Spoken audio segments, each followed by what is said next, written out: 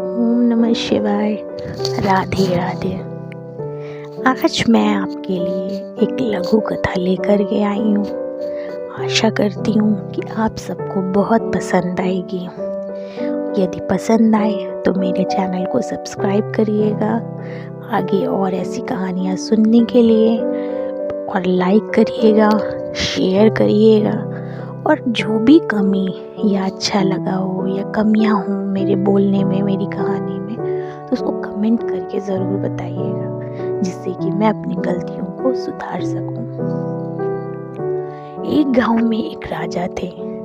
उन्होंने अपने एक महल से हट करके एक और अपना महल बनवाया नया, और उसमें एक गेट बड़ा लगवाया और उस गेट के बगल में एक छोटा गेट लगवाया और पूरी गांव की प्रजा को निमंत्रण दिया कि राजा के घर में नए गृह प्रवेश में आए और जो है आकर के सभी लोग भोजन करें। उसमें से एक आदमी आया और राजा जी के दरबार में जाकर के कहा, राजा साहब, आपने तो इतना छोटा गेट बनवाया है। तो राजा जी ने कहा, तो क्या हुआ? तो उस आदमी ने जवाब दिया कि राजा जी, इसमें से आपकी अर्थी कैसे निकलेगी? राजा जी को बड़ा तेज गुस्सा आया कि बताओ, आज इस शुभ अवसर पर यह व्यक्ति ऐसी बातें कर रहा है, मेरे मरने की बातें कर रहा है। राजा जी को बहुत तेज गुस्सा आया और उन्होंने उस आदमी को कारागार में बंद करवा दिया। उसको खोजते हुए उस आदमी की बीवी आई और वो भी राजा जी के दरबार में आकर के पूछी कि मेरा पति कहाँ है। तो राजा जी के मंत्रियों ने जवाब दिया कि तुम्हारे पति को बोलने का व्यवहार नहीं आता है कि हमसे क्या बातें किससे कैसे करनी चाहिए। तो उसकी पत्नी ने पूछा, क्या कहा मेरे पति ने? तो राजा के मंत्रियों ने जवाब दिया कि उसने इस शुभ अवसर पर बोला कि राजा जी की अर्थी कैसे निकलेगी। तो उसकी पत्नी ने जवाब दिया, अरे मेरे पति को कुछ ज्ञान नहीं है, बताओ उसको क्या लेना कि राजा की अर्थी कैसे निकलेगी या नहीं निकलेगी। अरे नहीं निकलेगी तो राजा के शरीर को काट काट कर गेट से बाहर निकाल दिया जाएगा।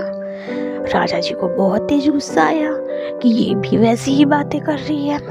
राजा जी ने उसको भी कारागार में बंद करवा दिया। फिर उन दोनों को खोजते हुए उनका एक बेटा आया और वो राजा जी से आकर पूछने लगा, मेरे माता पिता कहाँ हैं?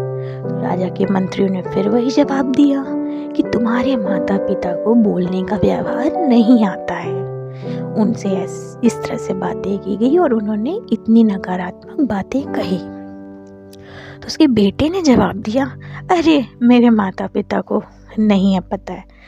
अरे राजा जी की अर्थी नहीं निकल पाएगी तो राजा जी के शरीर को अंदर महल में ही जला दिया जाएगा, इसमें कौन सी चिंता की बात है। राजा जी को बहुत गुस्सा आया कि ये पूरा परिवार ही नकारात्मक बातें बोल रहा है। तीनों को सजा दे दी गई। हमें इससे ये सीख मिलता है कि बताइए, यदि हम किसी का परिवार नकारात्मक बोलने के लिए प्रसिद्ध ही हो या नकारात्मकता उनके जीवन में ही भरी हो, तो उनसे हमें सकारात्मक बातों की या सकारात्मकता की उम्मीद नहीं करनी चाहिए। मतलब इससे हमें यह शिक्षा मिलती है कि हम बचपन से ये तो सीख लेते हैं कि हमको कैसे बोलना है, पर हम ये जिंदगी भर नहीं सीख पाते कि हमें क्या बोलना है। और ये सबसे बड़ा जीवन का ज्ञान होता है कि हमको कैसे बोलना है, सीखने के साथ साथ हमको क्या बोलना है, ये सीखना अति महत्वपूर्ण है।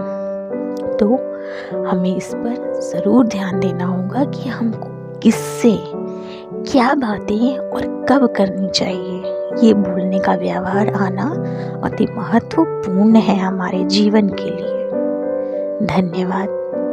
आशा करती हूँ कि आपको मेरी कहानी अच्छी लगी होगी, और अच्छी लगी है तो कमेंट करके ज़रूर बताइएगा, जिससे कि मैं आगे आने वाले समय में और ऐसी कहानियाँ आपके लिए पेश कर सकूँ।